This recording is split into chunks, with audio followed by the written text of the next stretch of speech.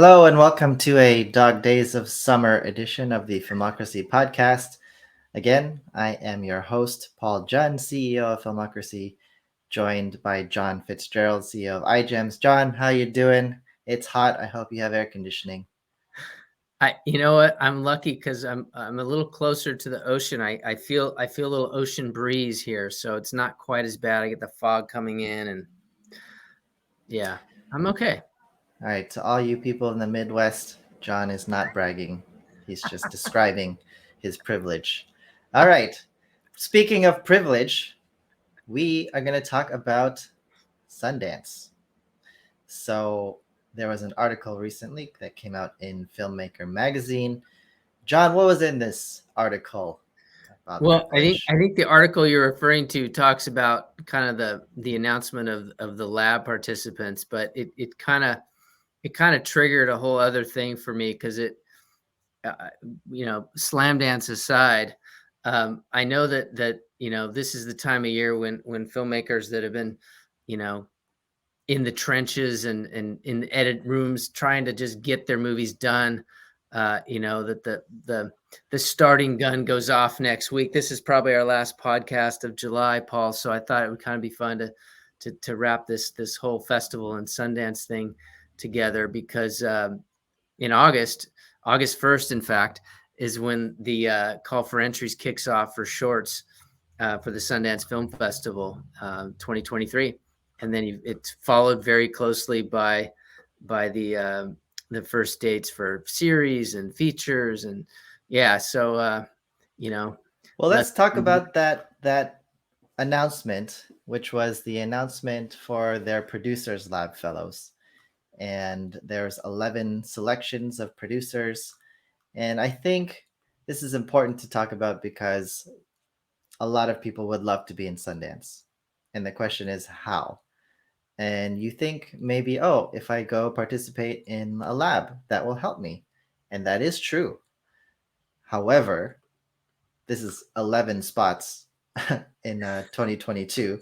And if you look at their producing fellows, I mean, they're not famous by any means, but these are successful filmmakers who, went to Cannes, went to Sundance before, South by Southwest, have been producing music videos for famous artists like Alicia Keys and, the BET Awards. So these are not just your random people off the street who want to be in a producing lab.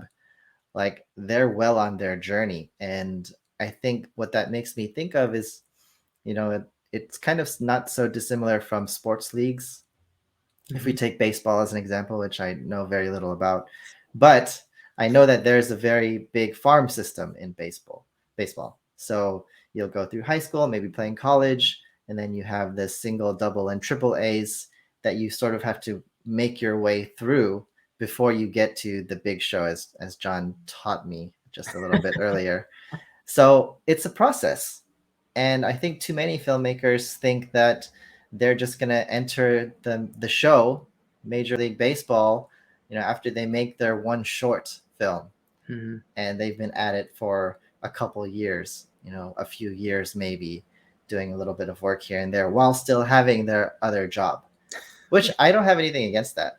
But I mean, these are people who either have the means or the will to focus so intently on this, that they're making their path for themselves. And Sundance is now, in my opinion, more of a multiplier than it is a starter for people. Yeah, I think that's true, and you make a really good point there, Paul. And I think it's a double-edged sword because on the one hand, it it's almost like the insider tip. If you can get into a lab, it increases your chances to get into the Sundance Film Festival because we did some analysis last year, and I'm just going to throw some numbers out here because I think it's pretty mind blowing. So, 2022 had 14,849 entries. Okay, 10,374 of those were shorts. Right, calling card, parlay that into your feature. Find an agent, whatever your game. But that's over 10,000 movies competing for 59 slots, right? Features, 4,475 for 84 slots. So you run these numbers and you realize that you have less than 2% chance of getting in as a feature filmmaker, features, narratives, and docs, and you have a 0.6% chance of getting in as a short. But what we realized too, Paul, is that a number of the films that played in the various sections of Sundance, particularly in the competitive sections, actually did come from the Sundance Labs. Yeah. I mean, there's that article we always allude to where the Sundance programmer said there's nothing that comes into Sundance that we don't know about years in advance. So what does that mean? That means you don't really have a chance. It's if unless you know a Sundance programmer, which if you went to the Filmocracy film market, you would have met Ash Hoyle, who is a Sundance programmer, and then maybe that's your path. But I think too many filmmakers. I think it's a very wide range of talent. It's like saying I'm a baseball player, and so is Alex Rodriguez, so we're the same. Like that doesn't mean we're even remotely on the same planet. And if you think about it, I think sometimes filmmakers don't think about like the gravity of it all. Like you made your short for $50,000, $150,000, and somebody gives you, let's say somebody actually was like, "Oh, you're really talented. Here's $5 million. Go make a movie." Do you actually think like if you just made one short that you could handle $5 million, 100x increase in what you just did? Not happening. So like from that perspective, even if there was a person who trusted you to do that, like would you even trust yourself to be able to do that? Yeah, and I think to some extent it depends on the genre and the type of movie, right? I remember when I was back doing AFI Fest years ago, we took the filmmakers onto the DreamWorks lot, and Adam Goodman, who was running it at the time, he gave these filmmakers a show and was really, kind of talking them through the steps you have to go through to make it into the big leagues, right? But the funny thing is, he said to me at one point that they'd rather give a big chunk of money to a commercial filmmaker, right, that makes big commercials that they spend a ton of money on and have special effects and pretty big crews. They'd rather take a risk on a filmmaker coming out of the commercial business than an independent filmmaker coming out of Sundance that's made an amazing you know drama, for example, because they're used to playing. It's a shorter it's a shorter time, right, runtime, but it's big. Yeah, it's Thought that was big and there's pressure and there's a lot of really experienced people who are demanding, and that's what you're going to be under if you're handling multi-million-dollar budget films. And we've seen the Daniels have great success moving from music videos into film, and there's countless other examples as well. And so Didn't I Spike think Jones come from doing that, music videos? I feel like Spike Spike Jones. Jones, probably. I feel like he That did. sounds right. But it's like that's not a bad way to go about it. I mean, you see a lot of work in commercials. They pay pretty well. You're honing your craft. You're not having to, I don't know, be a realtor on the side or whatever it is you do. So, like, if I were a creative filmmaker or a filmmaker at all, that's probably the path that I would go, just so I can continuously, be directing and producing and like using my creative skills and honing them so that when the opportunity does come, what's that phrase like? Success is when preparation meets opportunity or Yeah, something. yeah, with a little luck. Yeah. And I think unfortunately many people are not prepared.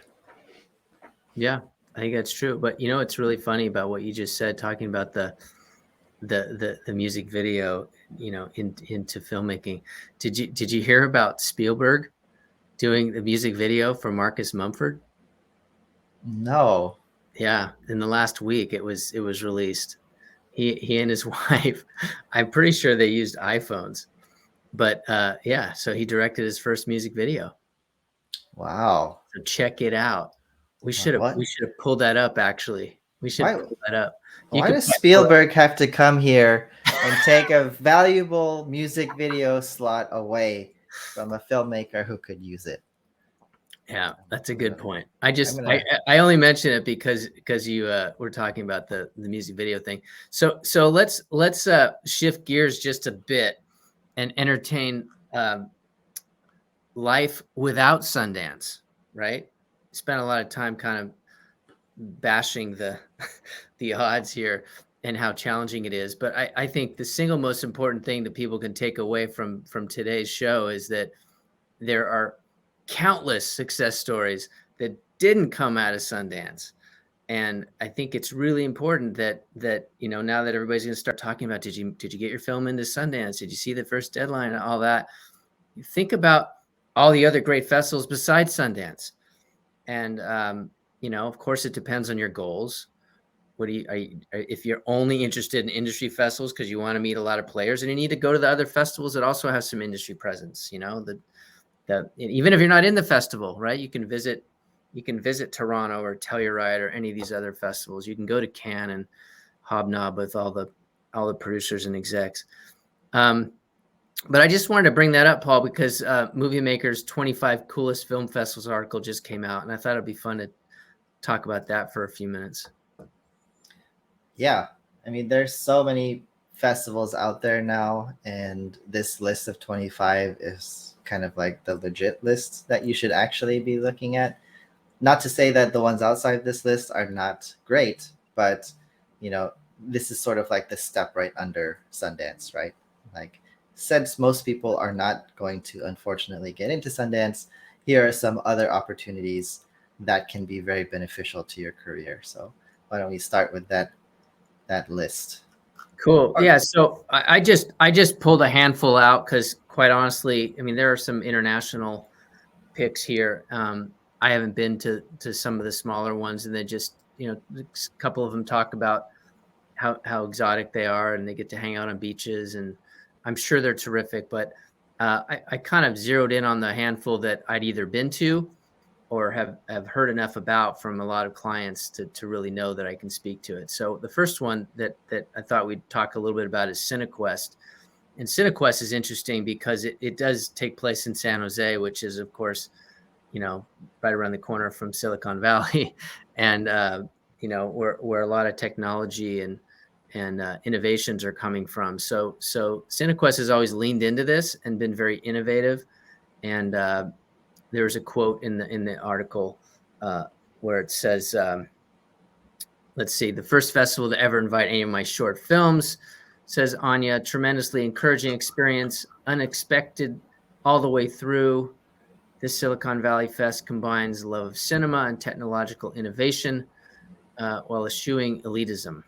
Professional and efficient, and it draws distributors like Netflix, Gravitas, Magnolia, IFC, Apple, and on and on and on. Anyway, so I just thought I'd throw that one out there just to talk a little bit about, because I was actually on a panel for them years ago, and I'm a big fan of what they're doing. Definitely. I think another one that we have on this list is CPX docs, CPH docs, excuse me. And if you are a doc, I think going to a doc-specific film festival is really the way you should be going. Another good one is Doc NYC. But this one, CPH Docs, is a serious, Copenhagen-based film festival. They've got really great programming. They really like to highlight emerging auteurs, and it's really nice to also have it set in an elegant European amusement park. So, that's a great one to try and visit. Yeah, and I don't know for those of you listening, if you remember, but when the whole COVID nightmare kind of kicked into higher gear, CPH Docs was one of the first festivals that had to kind of lean into the shift to virtual, and they did a great job of it, and brought a lot of their panels online. Some of them seen by over 100,000 people, and yeah, good stuff all around there. Another one we picked was Cucaloris. This is another one in the States. This one, North Carolina, in November, and they're always talking about the parties and how creative they are. and the festival director Dan Brawley is complimented for always just pushing the boundaries of what a film event can be, and that's something, Paul, you and I always talk about too. Is right, what can we do at a festival to make it a unique experience, right? Because you can go see a movie at a theater. A film festival should be festive. There should be things going on, connect parties to it. What's the theme? And evidently, I haven't been, but many of my clients have spoken very highly of it. This is a fun one to attend. Yeah, I think for the festival side, this festival part is really under highlighted. I think it's so much about the films, which of course they're important, but at the end of the day, like, people are gathering, right? People want to be together. What does festival mean? Is it festive? What does festive mean? And a great example of that is the Maryland Film Festival. And they have done cool things like crab feasts with their, um, team. So, Maryland is known for their crab, and that's just one other reason why somebody would go there. I mean, if I was just going to a film festival that's located in Maryland, I would never go. Actually, I was born in Maryland, but that's besides the point. But if you tell me Maryland Film Festival has a crab feast, I mean, who doesn't love crab? That's that's a reason in and of itself to go. I get movies and crab. Hopefully not at the same time, because that would smell bad. But it's a great angle. Yeah, well, they have good parties, and they're creative, and they lean into what they're good at, and I think they've been at it a long time, and I think with a lot of these regional festivals, filmmakers want to play festivals that have strong attendance, right? Enthusiastic crowds, and have a hospitality budget to bring in other filmmakers so that you can network. So not necessarily gonna meet as many industry players in Maryland as you might at Cinequest, but it's a good time. It's a good time. Another one here we talked a little bit about was the New Orleans Film Festival. And as you can imagine, anything in New Orleans is going to be one of the best parties. And these guys are good programmers, and I believe this festival is also on the top 100 list. They were a client of mine many years ago. I had the opportunity to go there, and yeah, just good people, good time, great city, and starts with programming. So if your film gets into that festival, it means something to the industry, right? It's reputable in terms of its programming, and that means a lot. And something in this article said that the events last year, the festival paid out over $40,000 to the filmmakers. So that's always a plus, right? If the filmmakers can actually put some money in their pocket. Yeah. I think another thing that's really valuable is, if you're a filmmaker, is to go for film festivals that are your hometown, because they will be extra incentivized to support you. There's the story, the narrative, but also they know that if that's your hometown, then you can bring your friends and family to the festival. So that's another advantage you have that you would really be silly to not leverage, especially if you are in like a town that doesn't have that many filmmakers. Sort of dominate that region by yourself and become Mm-hmm. known as the Tacoma filmmaker, most famous filmmaker from Tacoma ever. Like, that's a nice ring to it, memorable. Yeah, and the other thing that's great about these festivals, and we're just giving you a slice, right? Just a taste of this list, but for the most part, they don't really care about premiere status. And one of the things that a lot of emerging filmmakers don't really understand is that especially for the top festivals like Sundance, your film has to be a world premiere to be considered for Sundance, for the competitive sections, especially for the narrative and doc feature category.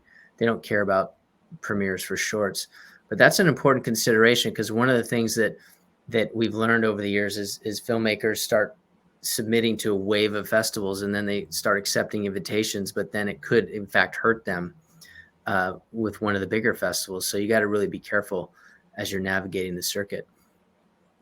Yeah, if you are a filmmaker and you are having trouble figuring this whole thing out, you should highly use John's services at Film Festival Mastery. because you might waste thousands of dollars on submissions when you could just in fact have a more targeted approach. Would you rather fire a shotgun or a sniper rifle? Probably a shotgun, but that's not very cost effective. So definitely check that out. All right. Thanks So for that, Paul. Yeah, we frown on spray and pray. mhm. So before we end today, Paul, I would love for you to share with some of our listeners some of the highlights from Filmocracy's festivals this past year. You've had some great festivals that must be, if you made a coolest list that could be on that list. Didn't you guys do? You did Bahamas, right? We did the Bahamas International Film Festival. That's a That cool, was last year, I think. I think that right. was last year, and then she scaled down for this year. But Filmocracy likes to specialize in very unique film festivals because if we went for all the local regional ones, they would have overlapping content, and we don't want that because of our subscription. So some of the most interesting ones, we had a hip hop cinefest. That's an Italian film festival, and they have a very nice musical twist to theirs. We also had one called the Forum on Life, Culture, and Society Festival, which is more about sustainability. We had an Architecture Design Festival, which really focused on that kind of like more documentary style, focused on architecture. And of course, we've had many different female film festivals due to our fellowship that we hosted, focusing on different regions and different groups of women filmmakers. So that's a small taste of all the film festivals that we have on Filmocracy. Definitely check that out if you have not done so. Sounds All good. right. I think that wraps it up for this edition of the Filmocracy podcast. Thanks again, John, for joining us, and we will see you all next time. Thank you.